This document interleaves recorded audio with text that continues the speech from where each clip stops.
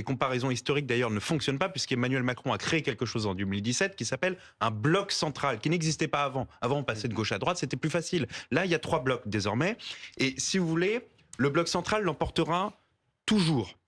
Toujours parce qu'il suffit qu'il arrive à attraper les plus modérés ou les plus frileux, ça dépend comment on peut les qualifier, et de droite et de gauche, exemple les socialistes ou les républicains, et à ce moment-là, il devient majoritaire. Si François Bayrou garde tous les socialistes jusqu'au LR, ça fait 51%. C'est la majorité qu'on cherche depuis les législatives. Elle est la majorité de l'Assemblée. Vous avez parfaitement raison, c'est pas la majorité des Français, mais c'est la majorité de l'Assemblée. Alors il faudrait pour ça que tous les socialistes signent. La question c'est, est-ce que vous espérez, Manuel Bompard, est-ce que vous pensez qu'une partie des socialistes rentreront au bercail ?